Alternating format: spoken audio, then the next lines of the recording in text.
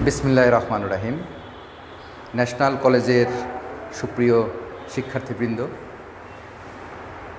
National কলেজের online ভিত্তিক শ্রেণী কার্যক্রমে তোমাদেরকে স্বাগত জানাচ্ছি। তোমাদের স্বাগত জানিয়ে আমি শুরু করতে যাচ্ছি আমাদের নিয়মিত অনলাইন ক্লাস। এই নিয়মিত অনলাইন ক্লাসের আজকে রসায়ন দ্বিতীয় পত্রের প্রথম অধ্যায়ের 17তম ক্লাস আরম্ভ করতে যাচ্ছি। এই 17তম ক্লাসে আমাদের আলোচ্য বিষয়বস্তু হচ্ছে গ্রিনহাউস গ্যাসের উৎস এবং প্রভাব।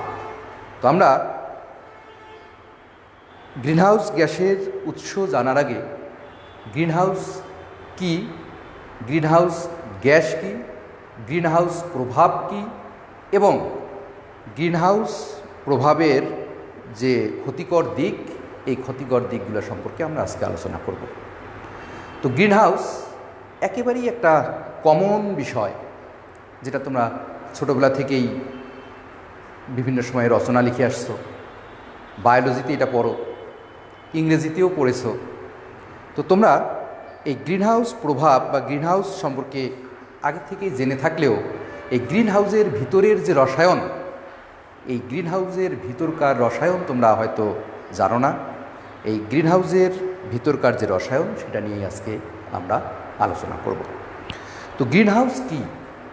গ্রিনহাউস হচ্ছে কাঁচ নির্মিত বা বিশেষ ধরনের প্লাস্টিক নির্মিত এক ধরনের ঘর। শীত প্রধান দেশে তাপমাত্রা 0 ডিগ্রি সেলসিয়াসের কাছাকাছি থাকে।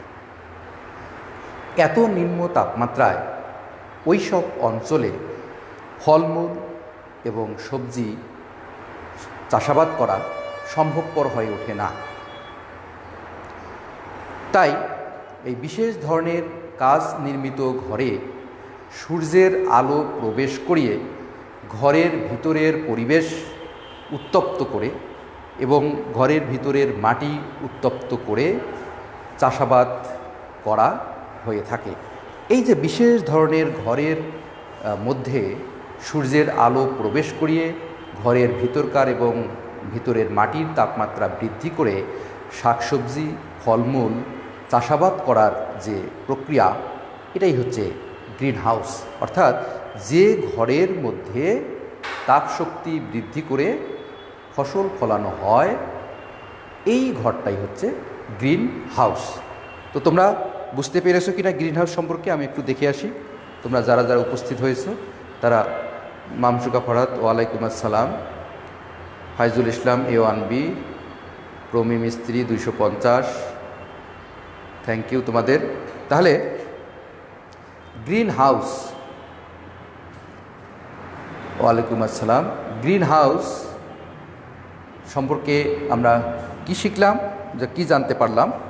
যে গ্রিন হাউস এমন একটি ঘর, যে ঘরে সূর্যের আলো প্রবেশ করিয়ে ঘরের ভিতরকার তাপমাত্রা বৃদ্ধি করে চাষাবাদ করার যে পদ্ধতি, এই পদ্ধতি হচ্ছে গ্রিনহাউস। তাহলে তোমরা গ্রিনহাউস কাকে বলে বা গ্রিনহাউস ঘর কি, এটা নিশ্চয়ই বুঝতে পেরেছো। সুষমা উপস্থিত হয়েছে 204 A1G। এখানে তুমি রোল নম্বর দাও নাই, ওয়ালাইকুম আসসালাম। আবু সুফিয়ান, ওয়ালাইকুম সালাম। ঠিক আছে, তাহলে আমরা এই গ্রিন হাউস ঘরের ভিতরের যে রসায়ন দেখি সেটা কি। তো তোমরা একটু আমার সাথে আঁকো।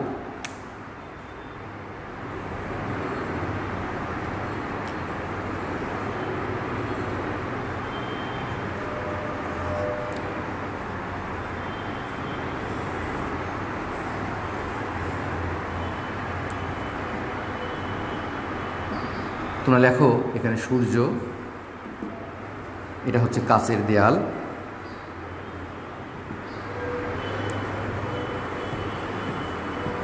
সূর্যের আলো যখন এখানে পতিত হয়, তোমরা একটু আঁকার চেষ্টা করো আমার সাথে সাথে।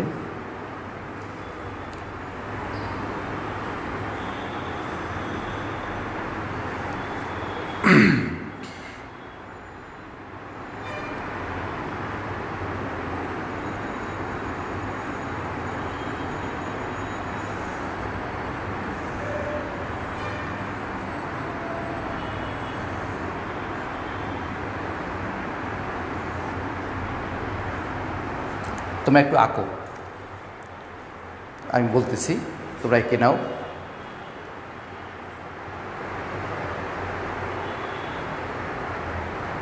আমি একটু বলি যে সূর্য থেকে আগত ক্ষুদ্র তরঙ্গ বিশিষ্ট আলো, এখানে লেখো ক্ষুদ্র তরঙ্গ বিশিষ্ট দৃশ্যমান আলো। এখানে সূর্য থেকে ক্ষুদ্র তরঙ্গ বিশিষ্ট দৃশ্যমান আলো কাচের ঘরের কাচ ভেদ করে মাটিতে এসে পতিত হয়। যখন সূর্যের আলো কাচের ঘর ভেদ করে মাটিতে এসে পতিত হয় তখন এর তীব্রতা হ্রাস পায়। তো তোমরা দেখো, তোমরা একটা ইকুয়েশন জানো, ই সমান সমান এইচ নিউ। তো ই সমান সমান H into C by lambda, তাহলে ই সমান সমান কনস্ট্যান্ট ইন্টু 1/λ, কারণ এখানে এইচ কনস্ট্যান্ট, সিও কনস্ট্যান্ট, তাহলে ই প্রপোর্শনাল 1/λ, অর্থাৎ ল্যামডা যত বাড়বে শক্তি তত কমবে। তো তোমরা এখানে দেখো যে সূর্যের আলোর শক্তি আস্তে আস্তে হ্রাস পায়, অর্থাৎ তরঙ্গদৈর্ঘ্য বৃদ্ধি পায়। আর এই যে তরঙ্গদৈর্ঘ্য যেটা বৃদ্ধি পাচ্ছে, সেই বৃদ্ধিপ্রাপ্ত তরঙ্গদৈর্ঘ্য কাচের ঘর ভেদ করে বায়ুমণ্ডলে চলে যাওয়ার চেষ্টা করে, এটা হচ্ছে আইআর। তো আমরা জানি যে দৃশ্যমান অঞ্চলের তরঙ্গদৈর্ঘ্য থাকে 380 থেকে 780 ন্যানোমিটার পর্যন্ত। আর আইআর অঞ্চলের এই ক্ষেত্রে এই অঞ্চলের রেডিয়েশনটা হয় 7750 ন্যানোমিটার। অর্থাৎ যখনই এই ক্ষুদ্র তরঙ্গদৈর্ঘ্যের আলো সূর্যের আলো থেকে এসে কাচের ভিতর দিয়ে প্রবেশ করে তখন এখানে কিছু পরিমাণ আলো অ্যাবজর্ব হয়ে যায়। যখন কিছু পরিমাণ আলো অ্যাবজর্ব হয়ে যায় তখন এর শক্তি হ্রাস পায়, অর্থাৎ তরঙ্গদৈর্ঘ্য বেড়ে যায়। আর যখনই শক্তি হ্রাস পায় বা তরঙ্গদৈর্ঘ্য বৃদ্ধি পায় তখন এটা আবার কাচের ঘর ভেদ করে চলে যাওয়ার চেষ্টা করে, কিন্তু শুধুমাত্র 10% চলে যেতে পারে, বাকি 90% আবার ভূপৃষ্ঠে ফিরে আসে। এই যখনই ভূপৃষ্ঠে ফিরে আসে বা এখানে কাচের ঘরের এই মাটিতে ফিরে আসে তখন এই কাচের ঘর উত্তপ্ত হয়ে যায়। আর যখনই কাচের ঘর উত্তপ্ত হয় তখন শীতপ্রধান দেশে 0 ডিগ্রি সেলসিয়াস তাপমাত্রা বিরাজ করে, কিন্তু এখানে তখন 38 থেকে 39 ডিগ্রি সেলসিয়াস তাপমাত্রা বিরাজ করে। আর যখনই 38 থেকে 39 ডিগ্রি সেলসিয়াস তাপমাত্রা বিরাজ করে তখনই এখানে ফসল উৎপাদন করা সম্ভব হয়।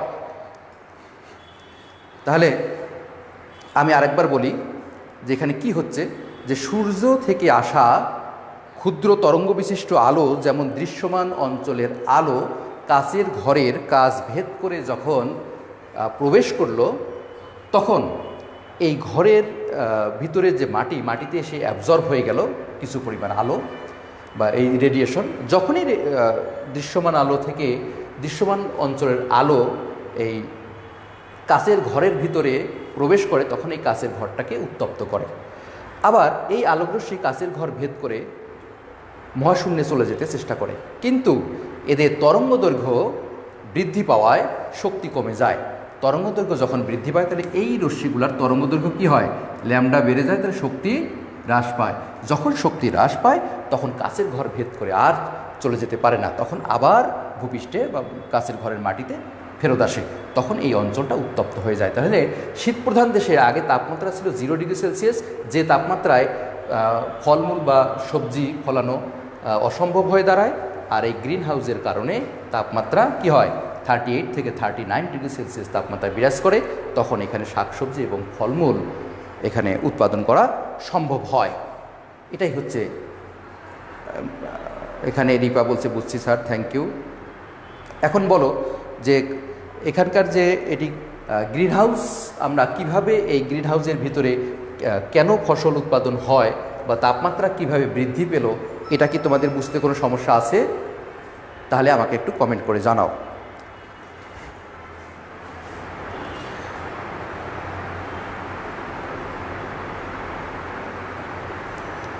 বুঝতে পেরেছি, ঠিক আছে, থ্যাংক ইউ। আরমান, ওয়ালাইকুম আসসালাম। এবার দেখো আমরা এই গ্রিন হাউস, আমাদের পৃথিবীটাই একটা গ্রিন হাউস, সেটা সম্পর্কে একটু আলোচনা করব।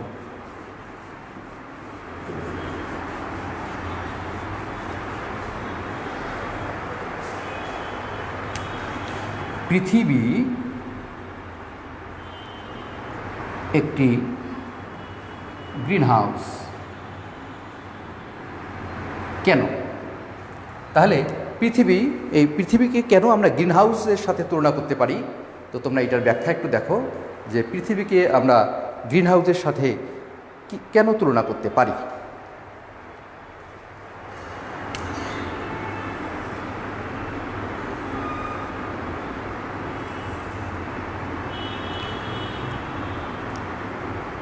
এটা হচ্ছে পৃথিবী।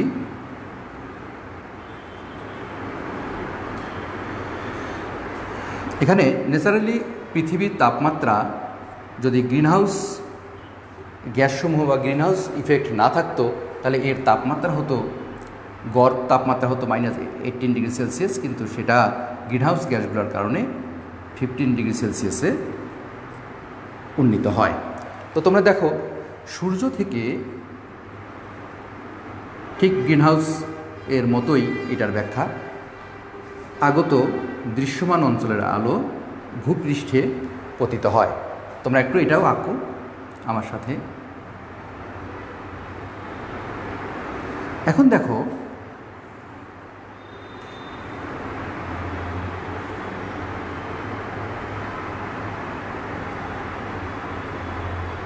একটু এঁকে নাও।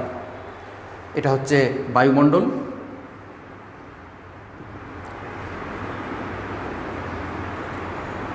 আর এটা হচ্ছে হোমোস্ফিয়ারের বায়ুমণ্ডল। একটু লিখো আগে, তারপর আমি ব্যাখ্যাটা বলতেছি। তোমরা আগে একটু লিখো।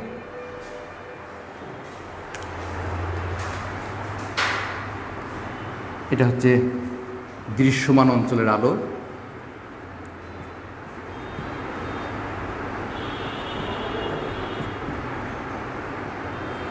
আর এটা হচ্ছে IR, ইনফ্রারেড অঞ্চলের আলো।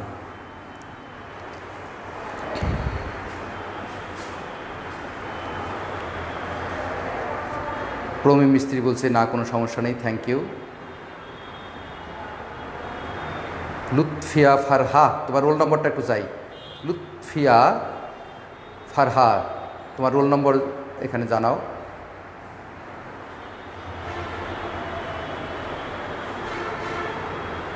জেরিন, ওয়ালাইকুম সালাম।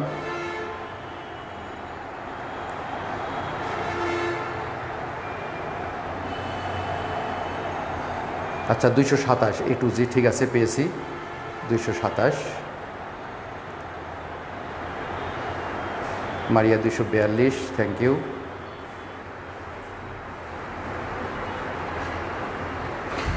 দেখো তোমাদের কি এটা আঁকতে পেরেছো?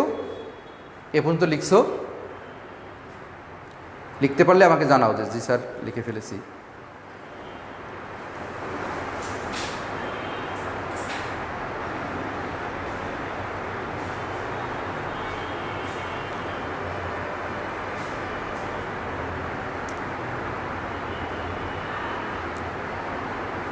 জি স্যার লিখছি, থ্যাংক ইউ।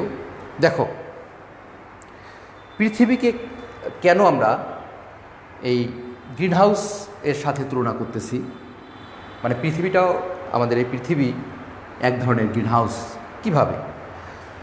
তো দেখো সূর্য থেকে দৃশ্যমান অঞ্চলের আলো যখন ভূপৃষ্ঠে পতিত হয় তখন এর পুরোটাই কিন্তু ভূপৃষ্ঠের বা পৃথিবীর কাজে লাগে না, তখন এই আলোটা বিকিরিত হয়। দেখো এখানে আলোটা বিকিরিত হচ্ছে। তো বিকিরিত হলে কি হয়, তো আমি একটু ছোট্ট উদাহরণ দিই। মনে করো এখানে একটা কাচের গ্লাস, যদি আলোরশ্মির তীব্রতা বেশি হয় তাহলে এটাকে ভেদ করে চলে যেতে পারে, আর যদি বেশি না হয় তাহলে ভেদ করে চলে যেতে পারে না। তো যদি শক্তি বেশি হয় তাহলে প্রায় 80 থেকে 90% এটাকে ভেদ করে চলে যেতে পারে, আর এটা শক্তি কম হলে, যদি কম শক্তির হয় তাহলে 10% মাত্র অতিক্রম করতে পারে। তো এখানে দেখো এক্ষেত্রে কি হয়, যে দৃশ্যমান অঞ্চলের আলো যখন ভূপৃষ্ঠে পতিত হয় তখন এর পুরো আলোটাই বা দৃশ্যমান অঞ্চলের যে আলো বা রেডিয়েশন পুরোটাই পৃথিবীর কাজে লাগে না, তখন এটা কি হয়, প্রতিফলিত হয়ে ভূপৃষ্ঠ থেকে মহাশূন্যের দিকে ফেরত যায়। কিন্তু যখন এটা ফেরত যাচ্ছে তখন আমরা কিছুক্ষণ আগে শিখলাম যে ই প্রপোর্শনাল 1/λ, অর্থাৎ তরঙ্গদৈর্ঘ্য যত বৃদ্ধি পাবে শক্তি তত হ্রাস পাবে। তো এখন যখনই দৃশ্যমান অঞ্চলের আলো ভূপৃষ্ঠে বা আর্থ সারফেসে এসে পড়ে তখন এর তরঙ্গদৈর্ঘ্য বেড়ে যায়। অর্থাৎ আগে ছিল 380 থেকে 780 ন্যানোমিটার, সেটা বেড়ে গিয়ে কত হয় আমি কিছুক্ষণ আগে লিখেছিলাম 7750 ন্যানোমিটার। অর্থাৎ এর তরঙ্গদৈর্ঘ্য বেড়ে যায়। আর যখনই তরঙ্গদৈর্ঘ্য বেড়ে যায় তখন শক্তি হ্রাস পায়, ফলে এটা ভেদ করে আর যেতে পারে না। অর্থাৎ এক্ষেত্রে যখন আবার ফেরত আসে তখন আমাদের বায়ুমণ্ডলে থাকা, তোমরা একটু লেখো, carbon dioxide, nitrous oxide, CFC, এরপরে হচ্ছে মিথেন এবং জলীয় বাষ্প দ্বারা কি হয়, অ্যাবজর্ব হয়। আর কার্বন ডাইঅক্সাইড এবং জলীয় বাষ্প দ্বারা যে সমস্ত রেডিয়েশন অ্যাবজর্ব হয় তারা কি হয়, আবার ভূপৃষ্ঠে ফেরত আসে, ফলে এই পৃথিবীর তাপমাত্রা বৃদ্ধি পায়। যদি এই গ্রিনহাউস গ্যাসসমূহ বায়ুমণ্ডলে না থাকতো তাহলে তাপমাত্রা থাকতো -18 ডিগ্রি সেলসিয়াস। আর এই গ্রিনহাউস গ্যাসসমূহ থাকার কারণে পৃথিবীর তাপমাত্রা বেড়ে, গড় তাপমাত্রা বেড়ে 15 ডিগ্রি সেলসিয়াস হয়। অর্থাৎ 15 ডিগ্রি সেলসিয়াস থাকার কারণে পৃথিবীতে জীবের অস্তিত্ব লক্ষ্য করা যায়। যদি -18 ডিগ্রি সেলসিয়াস তাপমাত্রা থাকতো, অর্থাৎ পৃথিবীতে যদি এই গ্রিনহাউস গ্যাসসমূহ না থাকতো তাহলে পৃথিবীর তাপমাত্রা থাকতো -18 ডিগ্রি সেলসিয়াস, ফলে বসবাসের জন্য পৃথিবী অনুপযোগী হতো। আর যেহেতু গ্রিনহাউস গ্যাসসমূহ আছে তাহলে সূর্য থেকে আসা এই দৃশ্যমান অঞ্চলের আলো পৃথিবীতে যখন পড়তেছে তখন এই রেডিয়েশনে কিছু পরিমাণ শোষণ হয়, কিছু পরিমাণ আবার বিকৃত হয়। আর বিকৃত হয়ে যাওয়ার সময় এটার তরঙ্গদৈর্ঘ্য বৃদ্ধি পায়, অর্থাৎ শক্তি হ্রাস পায়। আর যখনই শক্তি হ্রাস পায় তখন এটা বায়ুমণ্ডলে থাকা গ্যাসসমূহ দ্বারা অ্যাবজর্ব হয়ে যায়। আর যখনই অ্যাবজর্ব হয়ে যায় তখন এর তাপমাত্রা, গড় তাপমাত্রা বেড়ে 15 ডিগ্রি সেলসিয়াস হয়। এবং যখনই 15 ডিগ্রি সেলসিয়াস হয় তখন এখানে জীবের বসবাসের উপযোগী হয়ে যায়। এ কারণেই আমরা পৃথিবীকে একটা গ্রিনহাউসের সাথে তুলনা করতে পারি। দেখো তো তোমরা বুঝতে পেরেছো কিনা? রুদ্রদাস আকাশ 329, আচ্ছা, মাহিদুল সাহেল 307। তোমরা বুঝতে পেরেছো কিনা একটু দেখো, আমাকে জানাও। মামসুকা ফারাদ লিখেছি, আচ্ছা, একটু বড় করে লিখেন স্যার, বড় করে। আচ্ছা, আমাদের তো জায়গা কম, এই জন্য বেশি বড় করে লেখা যাচ্ছে না। তাহলে আমি একটু জুম করে নেই, তোমরা একটু লিখে নাও। হ্যাঁ, এবার কি দেখা যাচ্ছে?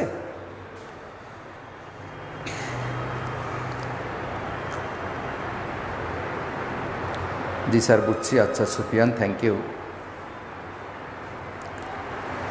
তোমরা একটু লিখো, লেখা শেষ হলে আমাকে জানাও।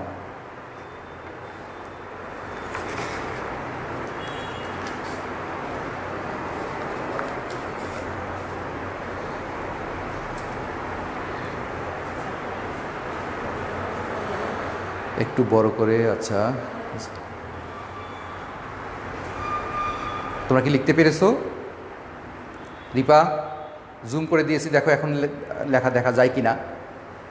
তো আমরা কি বললাম যে পৃথিবী কেন একটি গ্রিন হাউস? কারণ যখন সূর্য থেকে দৃশ্যমান অঞ্চলের আলো পৃথিবীতে আসতেছে তখন এটা পৃথিবীতে কিছু পরিমাণে অ্যাবজর্ব হয়, আর যে অংশটা কাজে লাগে না সেটা আবার বিকৃত হয়ে যায়। আর বিকৃত হয়ে যাওয়ার সময় এই বায়ুমণ্ডলে থাকা গ্যাসসমূহ ওই রেডিয়েশনটাকে অ্যাবজর্ব করে। আর যখনই অ্যাবজর্ব করে তখন এই পৃথিবীর বায়ুমণ্ডলের তাপমাত্রা, অর্থাৎ পৃথিবীর গড় তাপমাত্রা বেড়ে গিয়ে 15 ডিগ্রি সেলসিয়াস তাপমাত্রায় দাঁড়ায়। আর যদি এই গ্রিনহাউস গ্যাসসমূহ না থাকতো তাহলে পৃথিবীর তাপমাত্রা হয়তো -18 ডিগ্রি সেলসিয়াস। তাহলে তোমরা বুঝতে পারলে আমাকে বলো যে স্যার বুঝতে পেরেছি।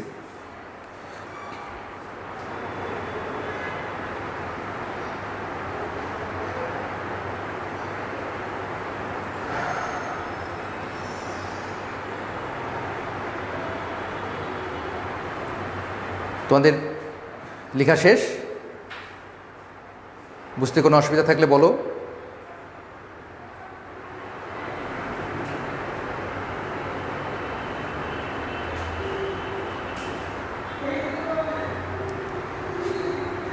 এখন আমরা শিখব এই গ্রিনহাউস গ্যাসসমূহ কিভাবে এই ভূপৃষ্ঠের বা বায়ুমণ্ডলের তাপমাত্রা বৃদ্ধি করলো। তোমাদের কি লেখা শেষ? আমি কি মুছতে পারি? আমি কি মুছতে পারি? তোমাদের লেখা শেষ কি না একটু বলো।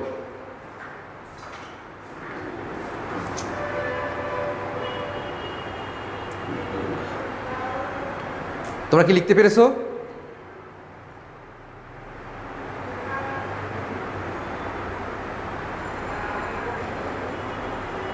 তোমাদের কমেন্ট আসতেছে না, তোমরা একটু, আমি ওয়েট করতেছি তোমাদের কমেন্টের জন্য।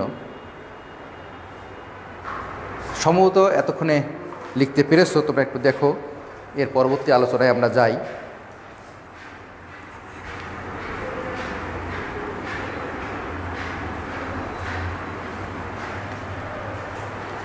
এখন আমরা শিখব, দেখো যে কীভাবে পৃথিবীর তাপমাত্রা বৃদ্ধি করতেছে এই গ্যাসসমূহ।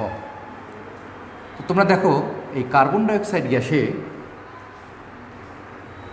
কার্বন কার্বন ডাবল বন্ড থাকে, H2O-তে HO বন্ড বা OH বন্ড পাওয়া যায়। CFC ক্লোরোফ্লোরোকার্বন, এই CFC-তে আমরা দেখি যে কার্বন ফ্লোরিন এবং কার্বন ক্লোরিন বন্ড থাকে।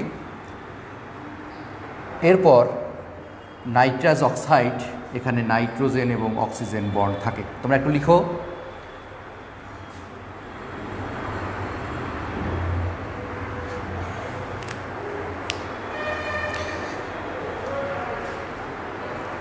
রিপা এখন কি দেখা যায়?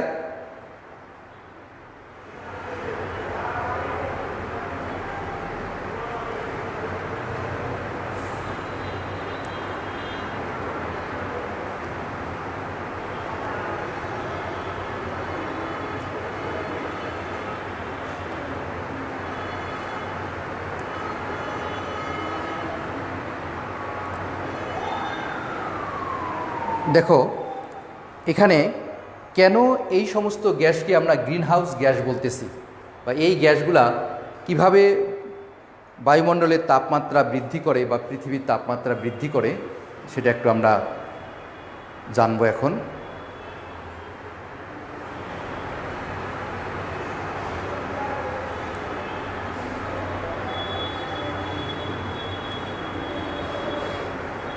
তোমরা কি লিখতে পেরেছো?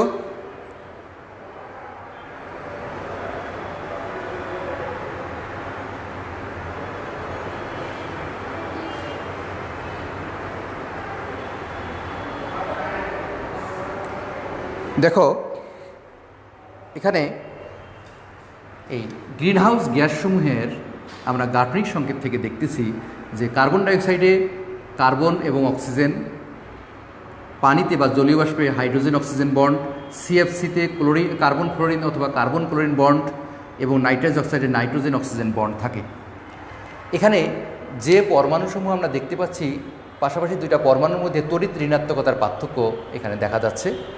এই তড়িৎ ঋণাত্মকতার পার্থক্য থাকার কারণে এখানে ডাইপোলের সৃষ্টি হয়। ডাইপোল, তোমরা একটু লেখো, যেখানে তড়িৎ ঋণাত্মকতার পার্থক্য থাকার কারণে, তাহলে তড়িৎ ঋণাত্মকতার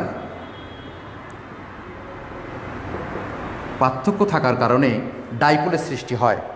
আর যখনই ডাইপোল সৃষ্টি হয় বা পোলারিটি লাভ করে, তখন এদের সহজেই ডাইপোল মোমেন্টের পরিবর্তন লক্ষ্য করা যায়, অর্থাৎ দৃশ্যমান অঞ্চলের আলো শোষণ করে এদের ডাইপোল পরিবর্তন করে। আর যখনই ডাইপোল পরিবর্তন করার জন্য দৃশ্যমান অঞ্চলের আলো শোষণ করে, তখনই এই বায়ুমণ্ডল উত্তপ্ত হয় বা পৃথিবীর গড় তাপমাত্রা বৃদ্ধি পায়। তোমাদের কি লেখা দেখা যাচ্ছে নাকি যাচ্ছে না? রিমন,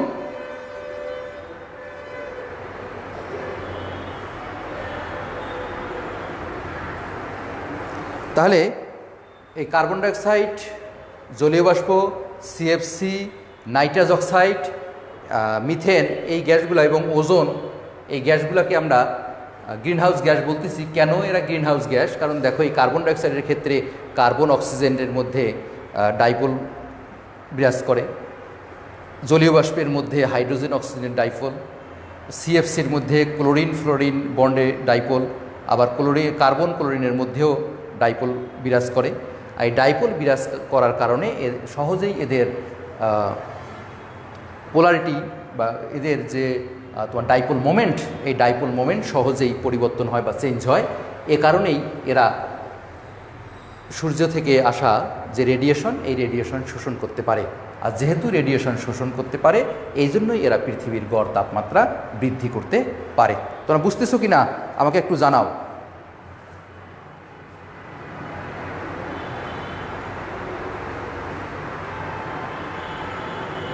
অনেক সময় ধরে তোমাদের কোনো কমেন্ট পাচ্ছি না, তোমরা বুঝতেছো কি না একটু জানাও আমাকে।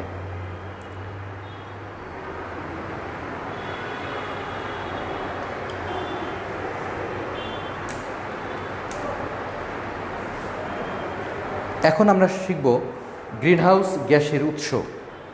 তাহলে গ্রিনহাউস গ্যাস কাকে বলে? গ্রিনহাউস গ্যাস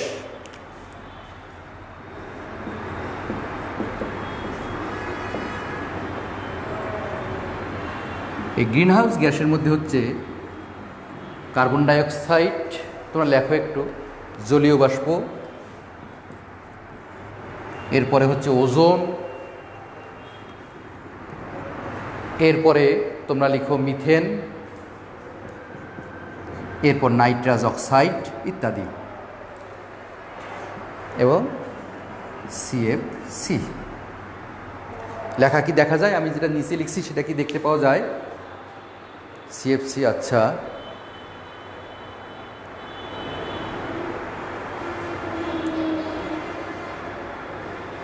এখন এই কার্বন ডাইঅক্সাইড গ্যাসের উৎস, আমরা এই গ্রিনহাউস গ্যাসগুলোর উৎস সম্পর্কে জানব।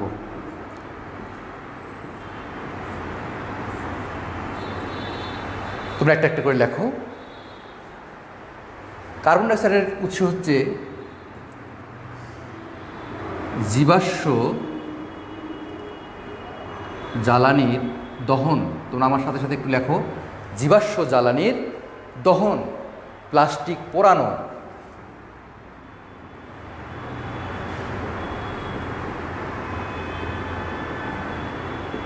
আমি উৎসগুলো বলতেছি। এটা হচ্ছে গ্রিনহাউস গ্যাস আর এটা হচ্ছে তাদের উৎস। এরপর হচ্ছে চুনা পাথরের সাথে বা ক্যালসিয়াম কার্বনের সাথে অ্যাসিডের বিক্রিয়া দ্বারা এখানেও কার্বন ডাইঅক্সাইড হয়। তাহলে ক্যালসিয়াম কার্বনের সাথে অ্যাসিডের বিক্রিয়া করলে আমরা কার্বন ডাইঅক্সাইড পেতে পারি। বিভিন্ন ইটের ভাটা বা এই জাতীয় যে ইন্ডাস্ট্রিগুলো আছে সেখানে কাঠ পোড়ানো হয়, সেই কাঠ পোড়ানোর ফলে কার্বন ডাইঅক্সাইড গ্যাস উৎপন্ন হয়। এছাড়াও আমরা প্রাকৃতিকভাবে যে আগ্নেয়গিরির অজ্ঞাতপাত, আগ্নেয়গিরির অজ্ঞাতপাত, দাবানল,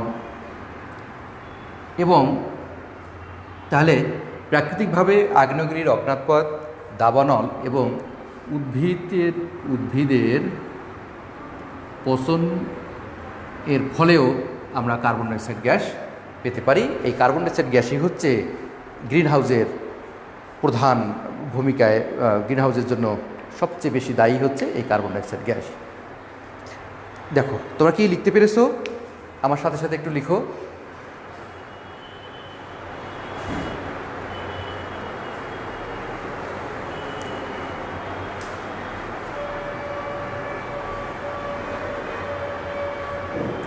এরপর জলীয় বাষ্প, পুকুর, নদী, সাগর ও অন্যান্য জলাশয় থেকে পানি সূর্যের তাপে বাষ্প আকারে পৃথিবীতে চলে আসে। এভাবেই আমরা জলীয় বাষ্প পৃথিবীতে পেয়ে থাকি।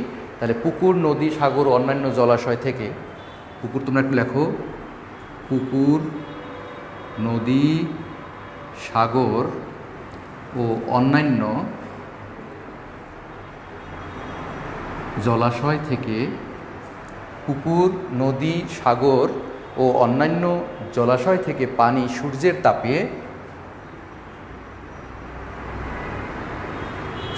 তাপে পানি সূর্যের তাপে জলীয় বাষ্পে পরিণত হয়।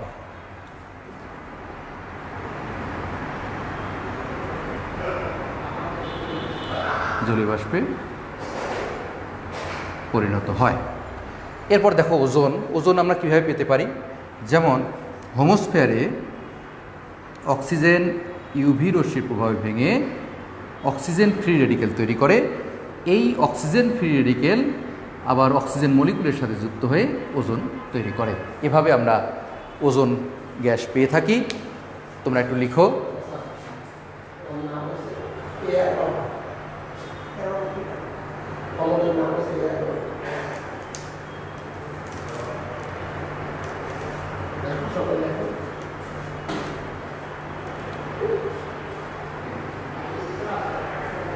এরপরে মিথেন।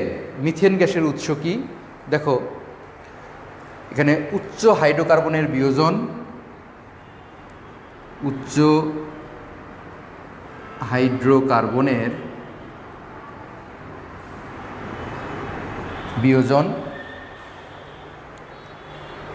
এরপরে প্রাকৃতিক গ্যাস। তোমরা একটু লেখো, উচ্চ হাইড্রোকার্বনের বিয়োজন, প্রাকৃতিক গ্যাস, জলজ উদ্ভিদের পচন,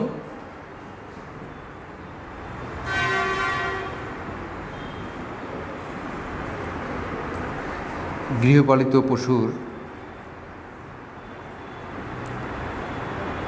মলমূত্র থেকে আমরা মিথেন গ্যাস পেয়ে থাকি। নাইট্রাস অক্সাইড, এটা মোটরযান এবং তাপ উৎপাদন কেন্দ্র, নাইট্রোজেন সমৃদ্ধ সার এবং শিল্প কারখানা থেকে আমরা নাইট্রাস অক্সাইড পেতে পারি। তাহলে নাইট্রোজেন সমৃদ্ধ সার, মোটরযান, শিল্প কারখানা,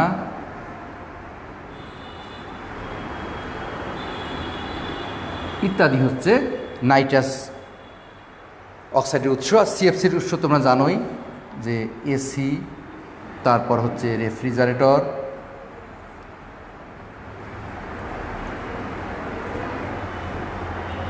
ফোম উৎপাদন শিল্পে। এটা তোমরা এর আগের ক্লাসে শিখেছো।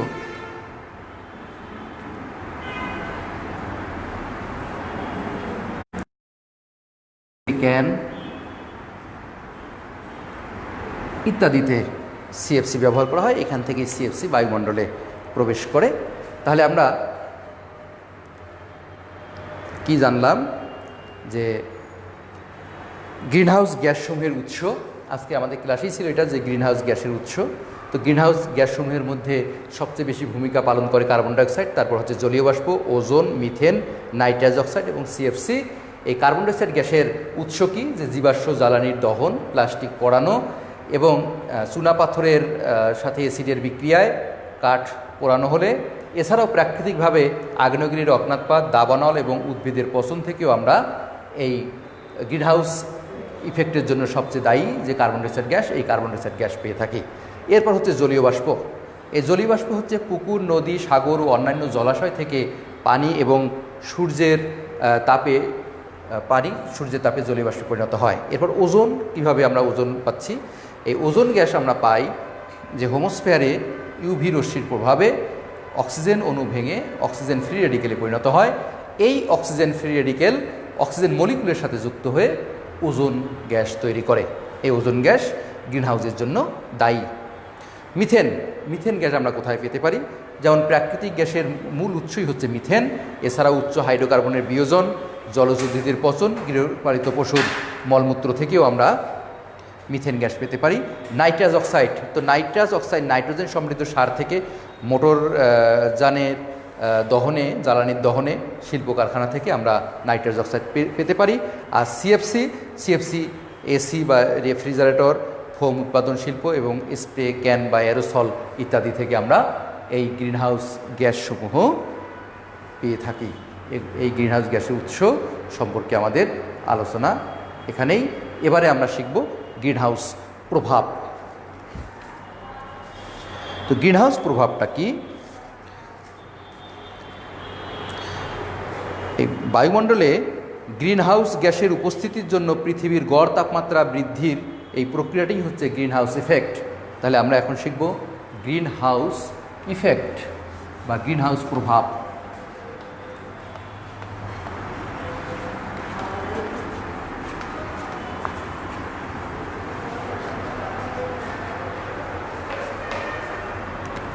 গ্রিনহাউস প্রভাব।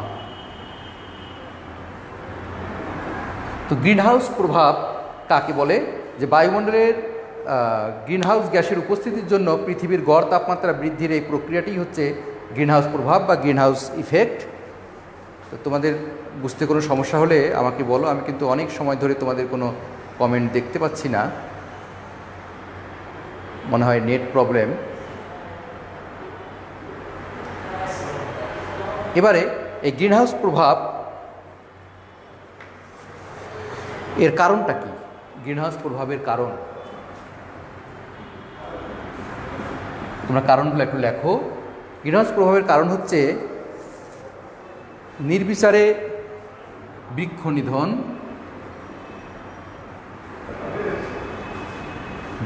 নিধন, তাহলে নির্বিচারে বৃক্ষ নিধন, জীবাশ্ম জ্বালানির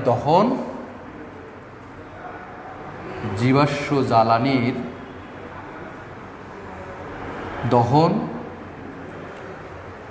এরপরে শিল্প কারখানা থেকে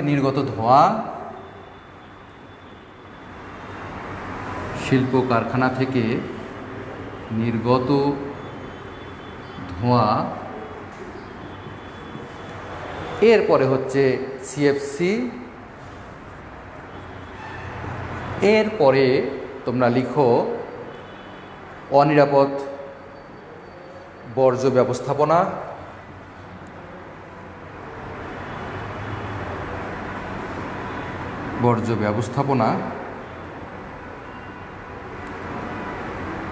এবং সর্বশেষে হচ্ছে আমাদের এই বিলাসবহুতা, অর্থাৎ বিলাসবহুল ও যন্ত্রনির্ভর জীবনযাপনে নির্ভরশীল হওয়া। বিলাসবহুল ও যন্ত্র জীবন, বা এটা তোমার যন্ত্র নির্ভর জীবন এটা লিখতে পারো, যন্ত্র নির্ভর জীবনযাপন। এইগুলাই হচ্ছে গ্রিনহাউস প্রভাবের কারণ। তাহলে গ্রিনহাউস প্রভাবের কারণ কি কি? যে নির্বিচারে বৃক্ষ নিধন, জীবাশ্ম জ্বালানির দহন, শিল্প কারখানা থেকে নির্গত ধোঁয়া, সিএফসি, অনিরাপদ, এখানে হচ্ছে অনিরাপদ বর্জ্য ব্যবস্থাপনা এবং বিলাসবহুল ও যন্ত্রনির্ভর জীবনযাপন। এগুলোই হচ্ছে গ্রিনহাউস প্রভাবের মূল কারণ। এবার আমরা দেখব যে গ্রিনহাউস প্রভাবের ক্ষতিকর প্রতিক্রিয়া। গ্রিনহাউস প্রভাবের ক্ষতিকর প্রতিক্রিয়া। গ্রিনহাউস প্রভাবের ক্ষতিকর প্রতিক্রিয়া। তো গ্রিনহাউস প্রভাবের ক্ষতিকর প্রক্রিয়া এটা দুইভাবে আমরা ব্যাখ্যা করতে পারি। একটা হচ্ছে গ্লোবাল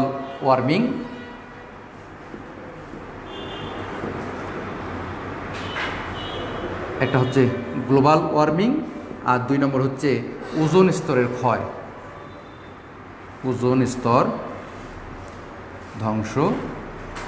দেখো, তো গ্লোবাল ওয়ার্মিং কেন বলতেছি? যে যদি গ্রিনহাউসের কারণে পৃথিবীর তাপমাত্রা বেড়ে যায় তাহলে মেরু অঞ্চলের বরফ গলে সমুদ্র পৃষ্ঠের উচ্চতা বৃদ্ধি করবে। তাহলে মেরু অঞ্চলের বরফ গলে যাবে, সমুদ্র পৃষ্ঠের উচ্চতা বৃদ্ধি পাবে এবং সমুদ্র উপকূলীয় অঞ্চল প্লাবিত হবে। ফলে বসবাসের জন্য আবাসভূমি সেটার পরিমাণ কমে যাবে। এছাড়াও দ্বীপাঞ্চল সমুদ্রগর্ভে ডুবে যাবে আর উপকূলবর্তী এলাকা প্লাবিত হবে। এর ফলে মাটির আর্দ্রতা হ্রাস পাবে, সবুজ পৃথিবী মরুভূমিতে পরিণত হবে, অর্থাৎ ক্লাইমেট চেঞ্জ হয়ে যাবে। আর ওজোন স্তর ক্ষয়ের ফলে কি হবে? যে ওজোন স্তর যদি ধ্বংস হয়ে যায় তাহলে ইউভি রশ্মি সরাসরি ভূপৃষ্ঠে বা পৃথিবীতে এসে পতিত হবে।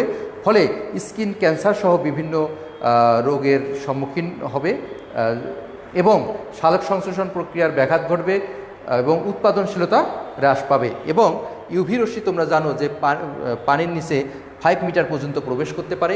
ফলে জুওপ্ল্যাঙ্কটন, ফাইটোপ্ল্যাঙ্কটন জাতীয় যে উদ্ভিদগুলো আছে এই উদ্ভিদগুলো মারা যাবে এবং আমাদের বাস্তুসংস্থান বা ইকোসিস্টেমের সমস্যা দেখা দেবে, অর্থাৎ ইকোসিস্টেমটাই নষ্ট হয়ে যাবে। এটাই হচ্ছে এই গ্রিন হাউসের ক্ষতিকর দিক। এটা তোমরা ছোটোবেলা থেকেই পড়ে আসতেছো, সুতরাং এটার বলার তেমন কিছু নাই। তো প্রিয় শিক্ষার্থীবৃন্দ, আগামী ক্লাসে, আজকে আমাদের ক্লাস এখানেই শেষ, আগামী ক্লাসে আমরা শিখব সারফেস ওয়াটারের বিশুদ্ধতার মানদণ্ড তথা পানির ক্ষরতা, বিওডি, সিওডি, টিডিএস বা ডিও ইত্যাদি নিয়ে আলোচনা করা হবে। সে পর্যন্ত তোমরা সুস্থ থাকো, ভালো থাকো। তোমাদেরকে অসংখ্য ধন্যবাদ। খোদা হাফেজ।